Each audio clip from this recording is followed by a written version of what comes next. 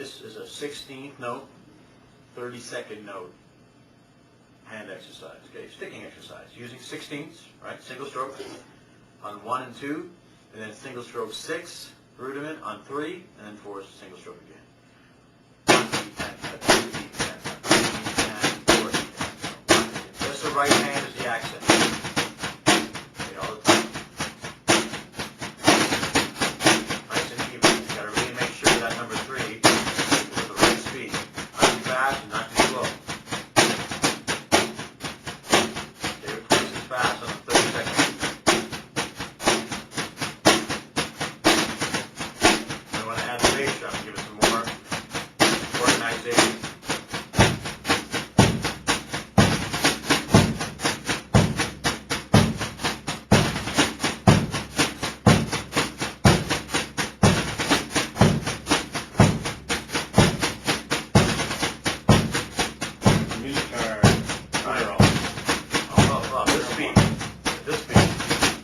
Of course, we want to speed it up.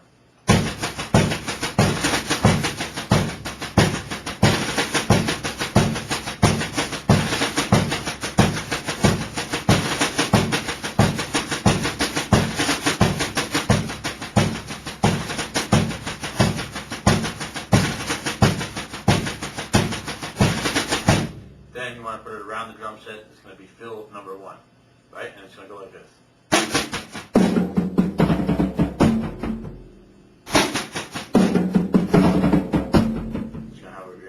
Set. Get a nice, what I call a full drum set fill.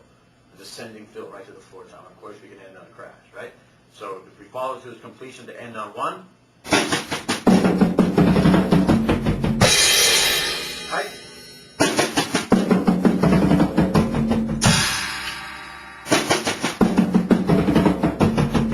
Again, making sure it's nice and even all the way around, especially on that 3. You got to watch it.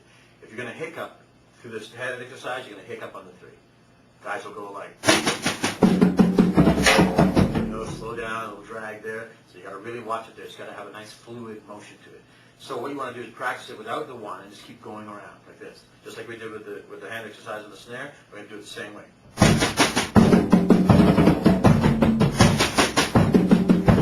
Just get used to the motion, right? It's the motion that causes the problem. Going to different surfaces, right?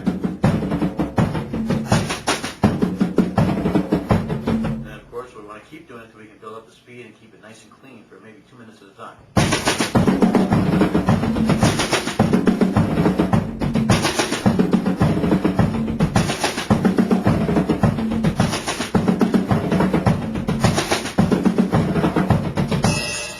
Okay?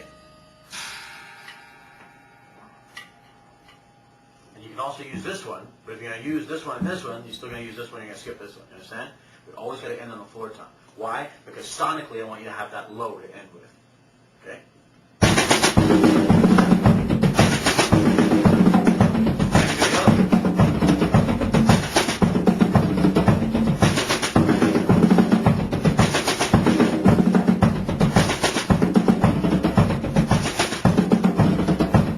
Okay, see how nice it's starting this down? Nice and fluid. Okay? And then we're going to put it into the 8th note beat, and we're going to do it on the 4th bar, because this is 1 bar phrase. Right? So we want to do it nice and slow to begin with. So, like a...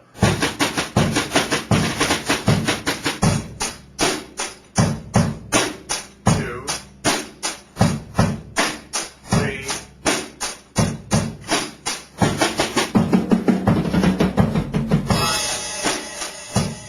1, 2, 3.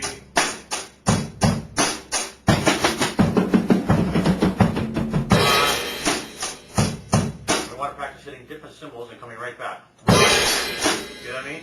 1, 2, 2, 1.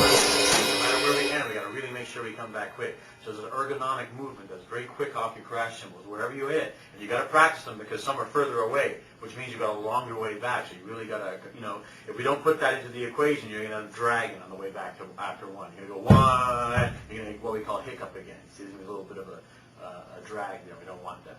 So you got to practice hitting different surfaces and using all your cymbals. And just keep doing it like that. 1, 2, 3, 4, 2, 2, 3, 4, 3, 2.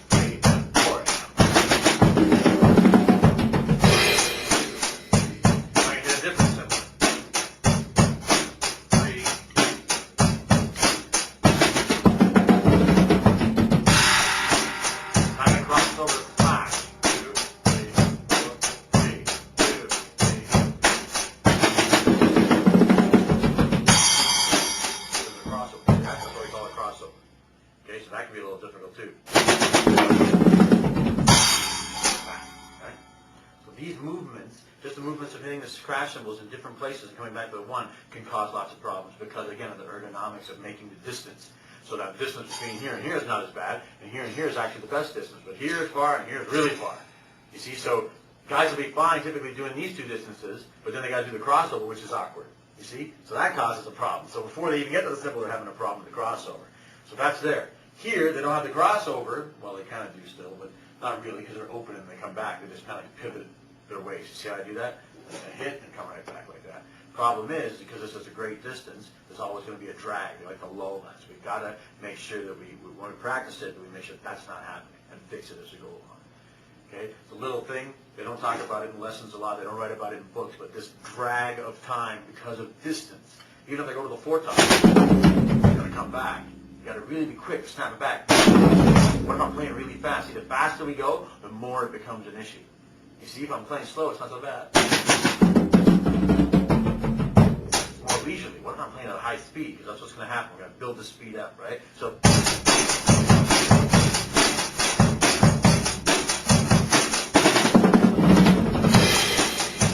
Come back like that, lightning, you see, to make a groove and to keep it in time. So the faster we go, the more this becomes an issue. So we really got to learn to get right back. But then again, we don't want to hit it so that, you know what I mean? We don't want to, if we get a hiccup now of speed, we're speeding up. We don't want that. It's got to be nice and even. So as we increase speed, always be aware of this distance factor. Because as we go around the kit, that's what we're doing. We're developing these fills now from a rudimentary place, and we're taking it around the kit to make it now become something more so we can use it in a musical phrase when we play our beats and stuff.